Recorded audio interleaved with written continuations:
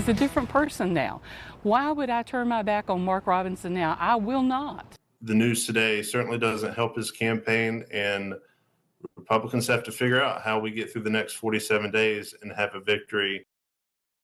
Reaction continuing to pour in tonight to troubling accusations against Lieutenant Governor Mark Robinson. As for a reaction from his own party, the results have been mixed, as you just heard. Some say Robinson needs to get out of the race for governor, while others are standing behind him. Good evening. This is the Fox 8 10 o'clock news. I'm Neil McNeil. And I'm Katie Nordine. The allegations stem from a story CNN published today, citing comments on a pornographic website's message board it linked to Robinson. CNN also reporting Robinson referred to himself as a black Nazi and said he supported reinstating slavery.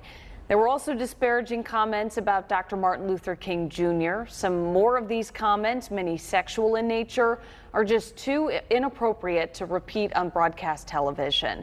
Just before the story came out, Robinson posted a video on social media insisting he is staying in the race.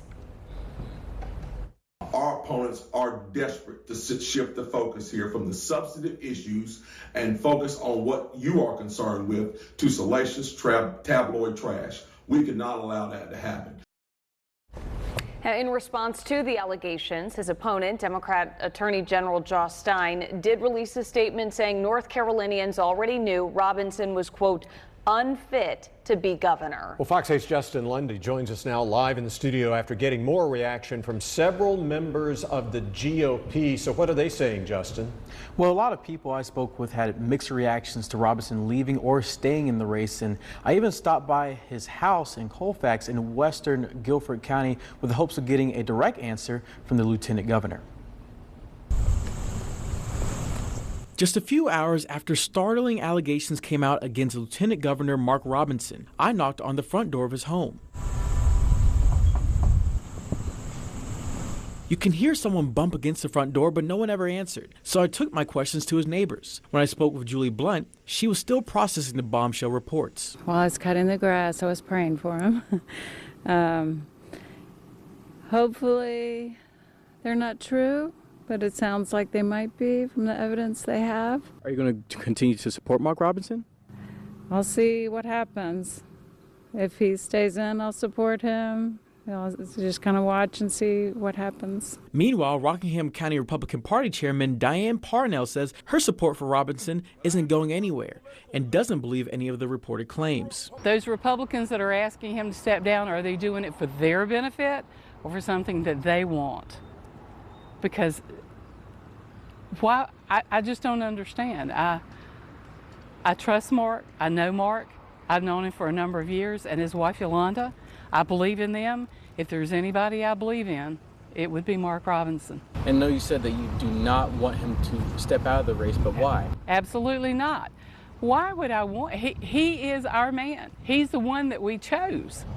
Why would I not want him to continue to run? Jonathan Bridges, the campaign manager for Congressman Mark Walker, says Robinson's decision could potentially hurt other state races. The Carolina Journal polling this morning that has not only Mark Robinson down by over 10 points, but our other council state races down as well. Even Trump is down a few points on the ballot in North Carolina, and that should be concerning of any Republican in the state. If Robinson chooses to step out of the race, Bridges says the conversation needs to happen now. I think that's a question the NCGOP, even the Trump campaign and others need to have with the lieutenant governor.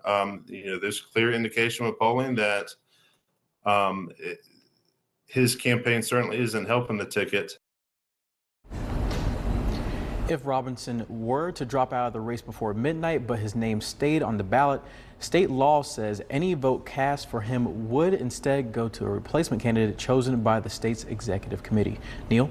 The State Republican Party Executive Committee. Thank you, Justin. Tonight, the politician Robinson, defeated in the Republican primary for governor earlier this year, isn't calling for him to step down, but isn't necessarily standing by him either. We spoke with North Carolina State Treasurer Dale Folwell this evening. He told us it's up to Robinson to step down, and it'll take the Republican National Committee and Donald Trump to help him with that decision. The treasurer also didn't pull any punches in his criticism of Robinson. Well, that's going to be Mark Robinson's decision. But as I've said repeatedly, anyone who's ever come in contact with him has been fleeced. And the latest example now is the taxpayers, his donors, and the grassroots of the Republican Party of North Carolina. The North Carolina NAACP is urging Robinson to step down tonight. The conference's president, Deborah Dix Maxwell, sent out this statement. Lieutenant Governor Mark Robinson's rhetoric, rooted in hate, undermines the very values and civil rights and the dignity of our citizens. North Carolina deserves a leadership that unites and uplifts, not one that divides. Robinson is unfit for office, and we call for his immediate withdrawal from the gubernatorial race. Again, this is Deborah Dix Maxwell, the conference president for the North Carolina NAACP. Also, both of North Carolina's major newspapers, the Raleigh News and Observer and the Charlotte Observer, are also calling on Robinson to pull out of the race tonight. The papers are owned by the same company. Their joint editorial board wrote tonight, speaking of Robinson here, he's gone from being an embarrassment to Republicans to being a stain on the entire state. Once he was obnoxious and mean, now he's become creepy. We'll continue to follow this story and keep you updated on any new developments.